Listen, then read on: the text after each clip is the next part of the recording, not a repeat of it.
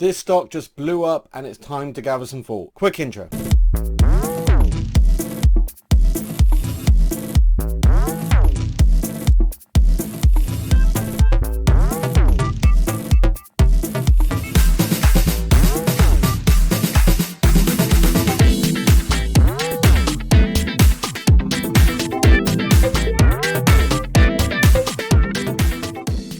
Just a short while ago I uploaded my video on the electric vehicle market and I brought up the issue of Lucid being a true competitor to Tesla.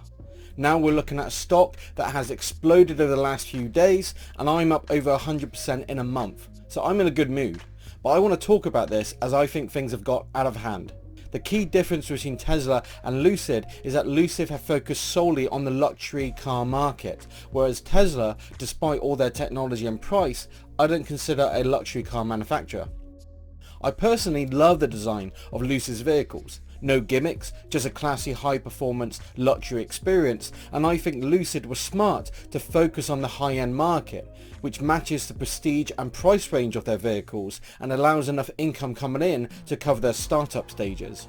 The Lucid share price has taken a volatile ride over the last year due to issues regarding the original SPAC merger and market volatility. Churchill Capital 4 reached a high of $58 in February and at the peak of the electric vehicle bubble before that burst, bouncing around the $20 mark until a share lockup expired for the original company shareholders, who abruptly sold their positions at a profit, causing the stock to tank 19% to just below $18. And that didn't do much with shareholder sentiment. I said before, based on the activity I've seen, I felt $24 was a fair price, with anything higher likely to come back down. The stock is now flying high again thanks to production that started in September and the company are making deliveries of their first vehicles to glowing reviews.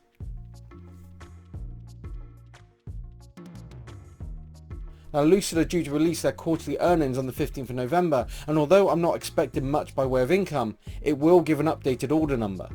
Lucid have done a fantastic job up to now, taking 13,000 pre-orders so far, and the company claims to be hitting their production targets, and that includes 577 vehicles this year and 20,000 deliveries by the end of 2022, bringing in $2.2 billion, then 50,000 units in 2023. Peter Rawlinson has indicated future plans to release a $70,000 model of their Air for Saudi Arabia, which is a key market for them given the financial support received from the region. This tells me the company are looking to offer more affordable models later down the road, bringing them into larger market areas.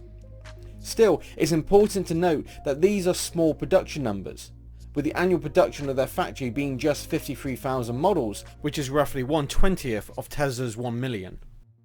Also, Rawlinson explained that their current capital would take them up to their 2022 production, but they would need additional capital to move into 2023, which includes Project Gravity, their next vehicle. The EV market has been full of manufacturers promising vehicles, but the majority of them have failed to reach production. Investors are happy to throw their money in as if we're all going to be driving electric vehicles next week, but it's important to take a step back and look at reality. The electric vehicle network isn't yet able to handle this type of production, and most major manufacturers have given more conservative figures on when the internal combustion engine will no longer be built, and COP26 secured a commitment of a 2040 deadline. So with the EV market remaining this volatile, I don't think it's a good idea to get ahead of good trading strategies by being greedy and thinking companies like Lucid will launch to the moon. Bulls and bears make money, pigs get slaughtered.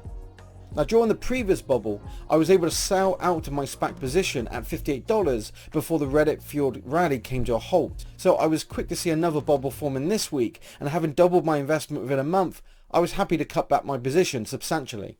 Now I had hoped the spare cash would come in handy for Rivian's IPO.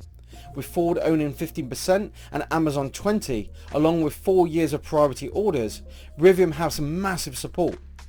I think Rivian are likely to do well in a short amount of time, but I'm not going to buy into another bloated EV stock. The IPO price was driven up from $52 to $108 out of the gate, so I think it's already priced in and I've lost interest for the time being. With oil at an all-time high, I'm personally feeling the burn of filling up my car's tank, and I'm leaning more towards buying an electric vehicle at some point in the near future, where I've previously been put off by the issues of price, battery technology and network support. The industry is moving this way, so it just makes sense to be invested in electric vehicles in some way, but the bubbles need to be avoided. I've also been invested in solid state battery areas, my most speculative and technical areas of the market, and something I'm going to follow up later with a very detailed video. But for now, I'm just finishing off a trading strategies video which I'll be releasing soon, so remember to subscribe so you don't miss out on future videos. Also, if you have any thoughts, please comment below, let me know. Until next time.